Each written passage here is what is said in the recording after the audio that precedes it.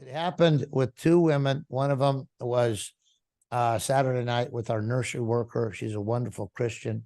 She asked us to pray for her in my office, and I'd never seen anything like this ever. But she went what we now call full-on manifest. Her eyes rolled back. She slithered off the chair, started slithering across the office, cursing Christ and tearing pages out of my Bible as she went by the coffee table. And it was our nursery worker, and I knew she loved Jesus, and it blew my mind because I didn't think that was possible. And so that first night we cast 7 spirits out of her. And it's a long story. We found out that her mother was a witch, and her grandfather was a 33rd degree Mason. And that's a long story, but that happened one night. And immediately following, this little lady came into the church. Her face was all held together with metal, and she looked like she'd been in a terrible car accident. She came into the church, sat in the back. We preached the gospel, asked if people wanted to receive Christ as their Savior. She came up with a group of other people, and I led them in a prayer of salvation, though I noticed that she wouldn't close her eyes, and she was very, very nervous. And so anyway, one thing led to another. Afterwards, we gave them some little booklets on being a part of the church family. I gave her my card and said, if you ever need help, nobody needs to live life alone. We'll help you. So anyway, the next day she called, and she was whispering at the time. She said, please come help me. Witches are trying to kill me. And I'm hiding in the bushes in front of the courthouse. So one thing led to another. I was filled with disbelief. It was 10 o'clock on a Monday morning, nice sunny California day. I said, well, if you're at the courthouse already, just go inside. They'll protect you. She said, it's not that easy. It's very complicated, but I need your help right now or I'm going to die.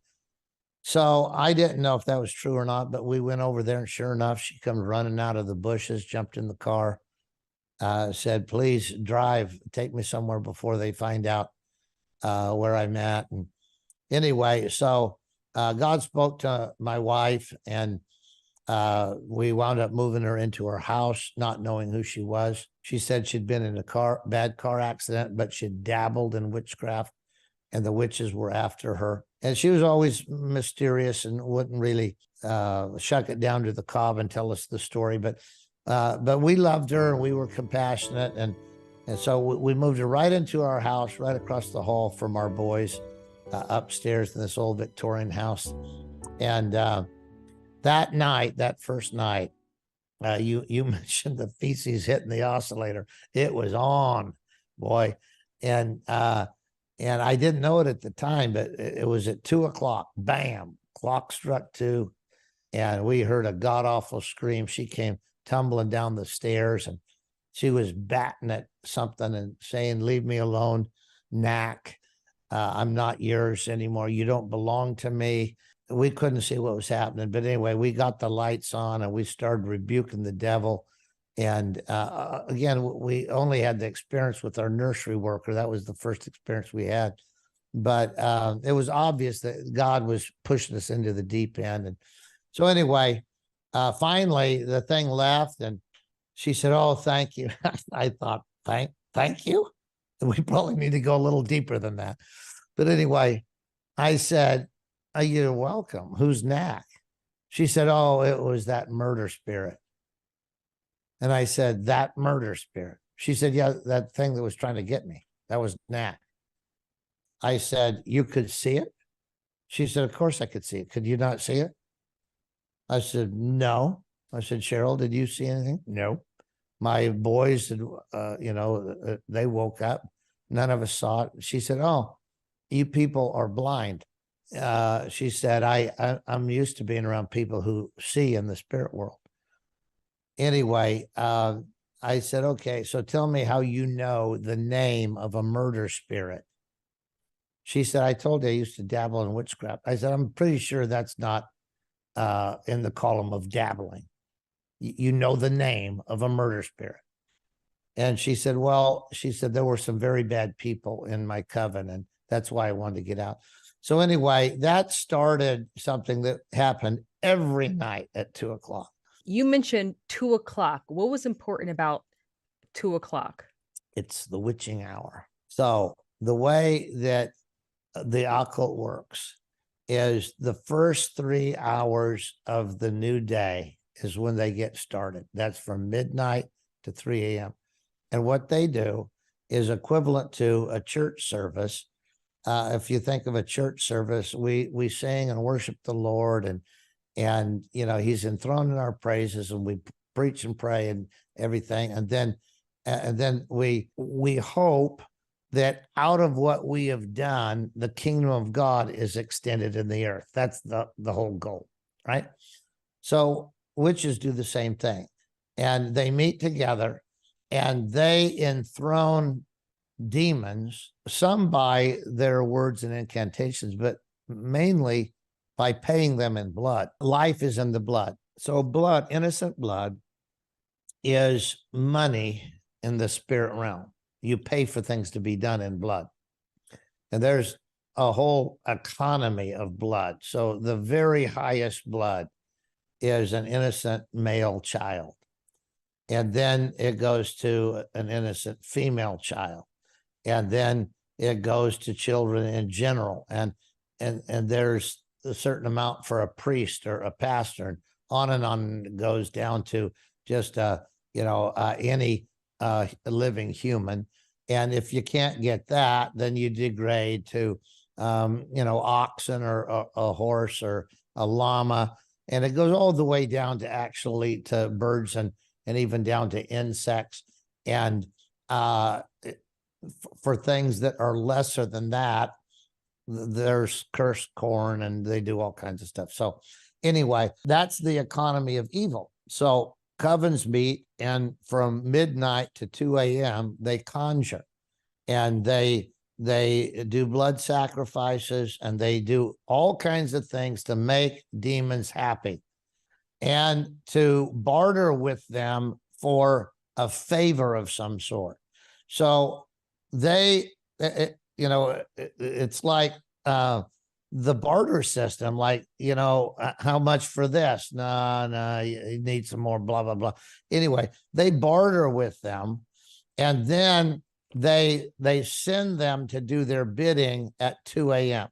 That's why all horror movies that you'll ever see, you'll see the clock strike 2, because from 2 to 3, that's the witching hour. From midnight to 2, they have done their conjuring. They've paid demons in blood. They've done their deal with the devil. And at 2 o'clock, the devils are sent out to do their bidding and basically to deliver on the promises that were paid for in blood. So every night at 2 a.m., bam, it was on. And so we just set our alarm clocks for 1:45. It happened every night. And so we still didn't know who this gal was. And my wife is very, very compassionate. And we both loved this lady, and we were committed to trying to help her. But I kept telling Cheryl, I love her, but she's lying to us. And the truth sets you free. She's not going to get free lying to us. And she keeps lying to us. So we went on this road trip. And the night before we left, we were up all night fighting against spirits of the Alini. It's actually pronounced Alini, but most people call it Alini Indian tribe because of Illinois. But the Alini Indians, they were the power brokers of North American Indian witchcraft. And the state of Illinois is named after them.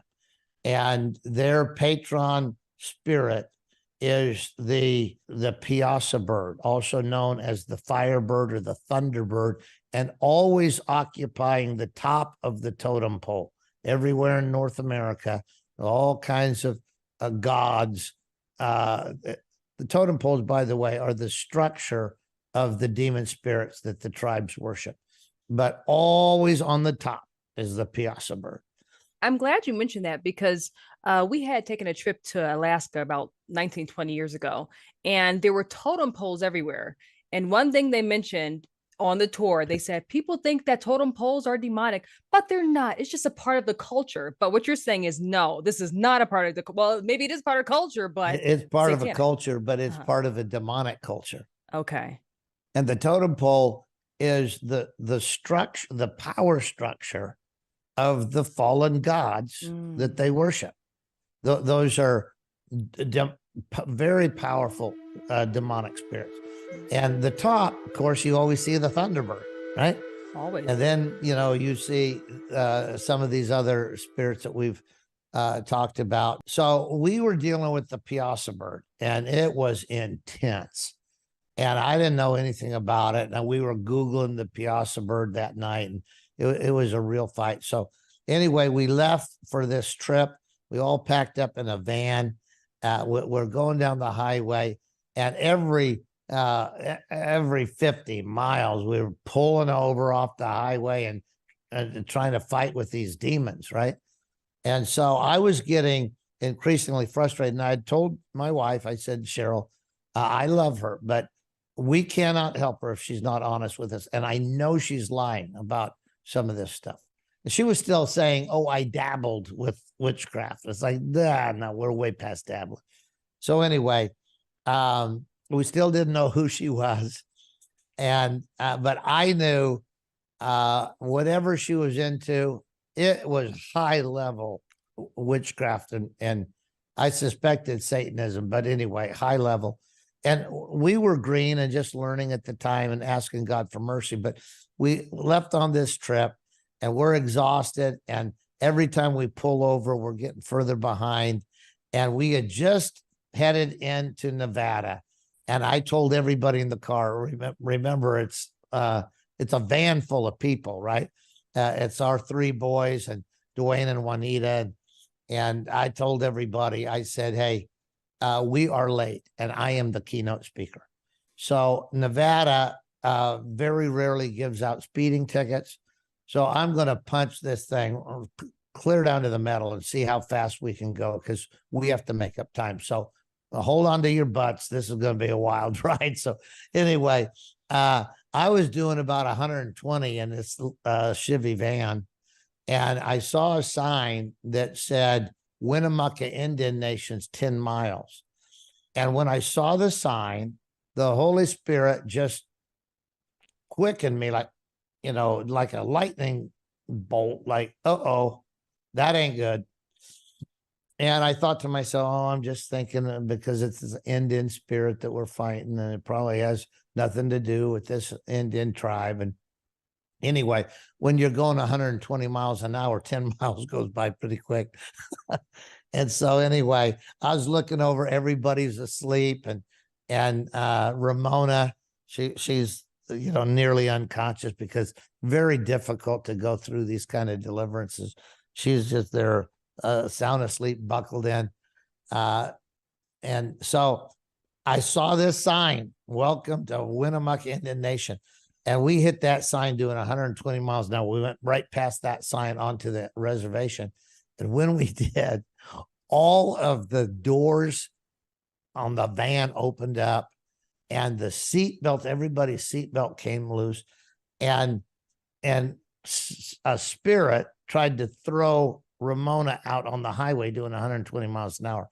And fortunately, she's a little gal, and she was just going out, and I grabbed her arm, and I'm trying to pull her back in the van, and she's totally under the power of a demon. And I'm trying to stop. The van is swerving. It's big time crazy. Everybody's waking up. The kids are screaming, and I get her pulled in like this, and I'm nearly stopped. And she reached under my seat, and I had a loaded 9mm pistol under my seat. She comes up with that, so I switch hands, and now I'm wrestling with her with the gun in the hand, and we finally got stopped. I got the gun out of her hand.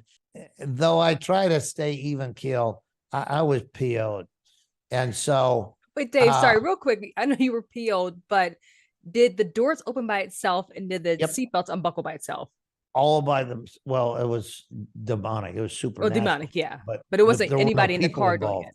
No people involved. Okay. She was still sound asleep when this thing tried to throw her out the van. Gosh. But anyway, by the time I got her in, the spirit had come into her and was manifesting through her. So I got stopped, and I said, "Who the hell are you?" He said, "I'm the power spirit of the Winnemucca Indian Nation." I said, "What are you doing in Ramona?" He said, "Oh, you're so stupid." He said, you mortals, you don't know anything." And I said, "Okay, well, help me. What's going on?" He said, "She's marked with the blood of a virgin sacrifice, which gives me the right to kill her." And I said, "You could look at her and tell she's marked with the blood of a virgin sacrifice." He said, "Oh, you mortals are so blind." He said, I've been watching you coming for many, many, many miles." And I said, "Okay, so you tried to kill her." He said, "I have a right to kill her." I said, "But my point is, you tried and it didn't work." He said, "Oh, I can kill her." And I said, you tried. It didn't work. You tried to kill her. You tried to throw her out. It didn't work. So I said, "I am late for an appointment. I don't know anything about the Winnemucca Indian Nation. And I have no idea what you're talking about blood sacrifice. But I do know this. If it weren't for the power of Jesus Christ, you would have just killed her and maybe my whole family." So I said, "If you're the power spirit of this whole Indian nation," I said, "looks like to me you wouldn't want to have this kind of encounter, because what you did just now with all of the spirits watching was an epic fail. You tried to kill her and you failed." And he's ranting and raving, "Oh, I can kill her." I said, "No, I don't think you can. I think you tried and you failed." So I said, "Why don't you just leave and I'll take her off your reservation?" And he said, "If you ever bring her back, I'll kill her." I said, "I'm not going to ever bring her back."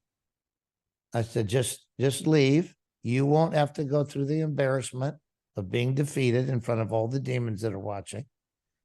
And I won't have to rebuke you for the next few hours." And he said, "If you ever bring her back, I'll kill her." I said, "I'm not going to bring her back." He said, "I'll go." Suddenly, she came to her senses and said, "What happened?" And I said, "Well, we're going to talk about what happened, but not till we get off this Indian reservation." So I drove 120 miles an hour to the other side of the Indian reservation. And she knew that I didn't tell her anything that had happened, but she knew I was angry. And she said, "Dad, you're angry." I said, "Yep, I'm angry. We'll talk about it when we get off the reservation." We got to the other side. I asked her to get out. She said, "Are you leaving me here?"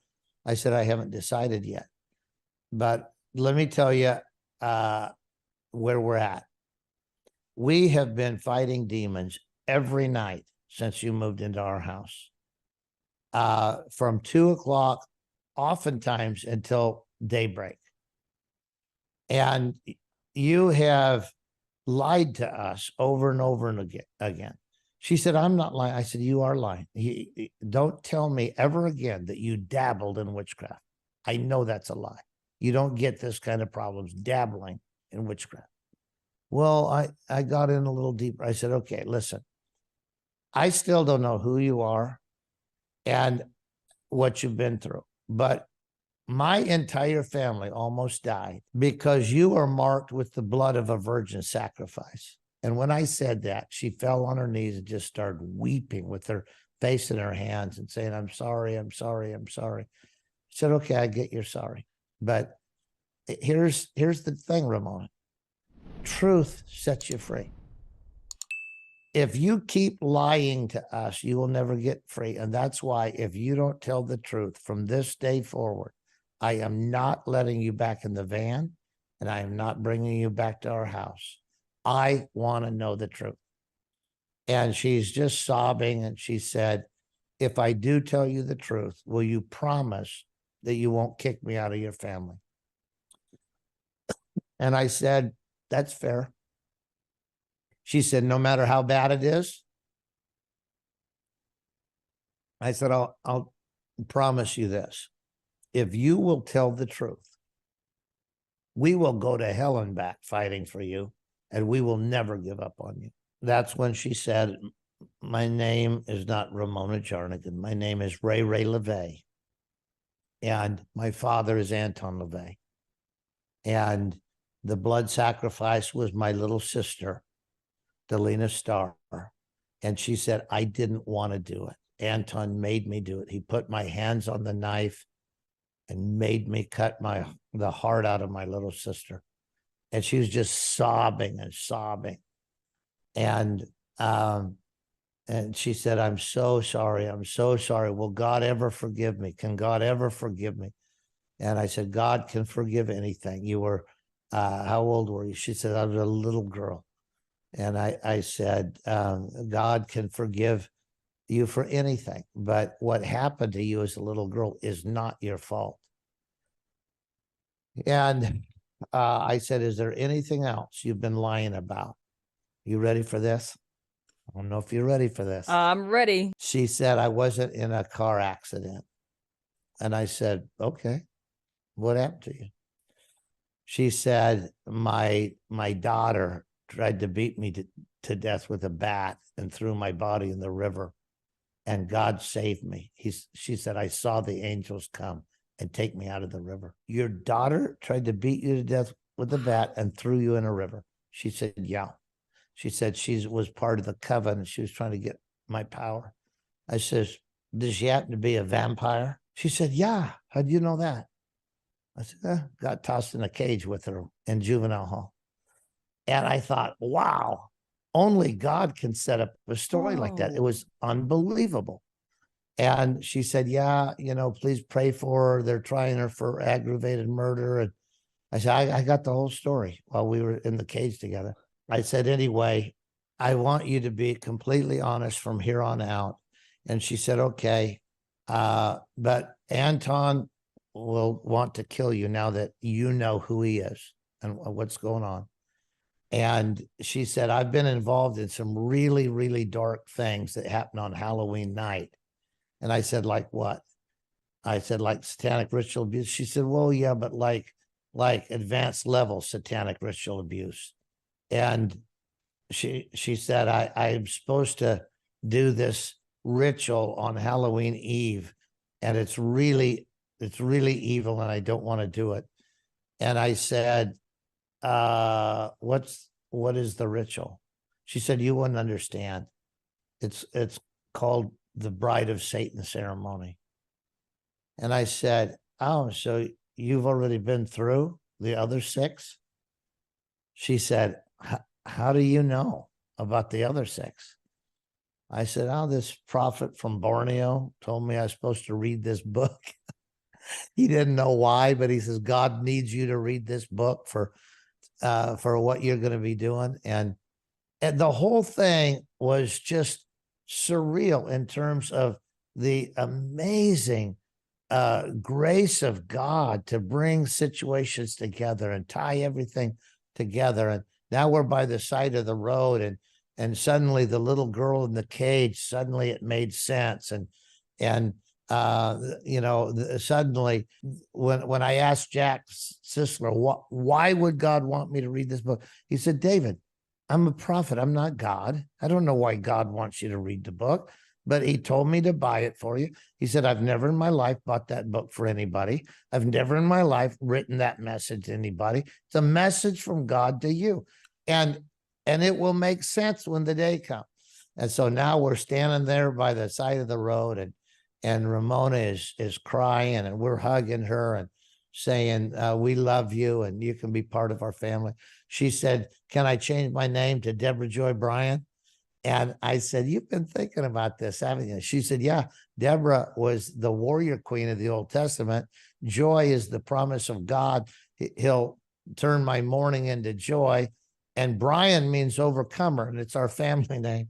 And I thought, this precious little gal, she's been just going through hell. And she was crying. She said, I'm so sorry, but I was afraid if you knew how bad it was, that you wouldn't be able to help me, and you just have to say, we're sorry, but we have 3 boys. You can't stay in our home. But anyway, it was a beautiful thing. We hugged each other. We said, yeah, you can change your name. We'll call you Deborah Joy Bryan from now on, and we'll make it legal, which we did. So that's her legal name, Deborah Joy Bryan. I call her DJ.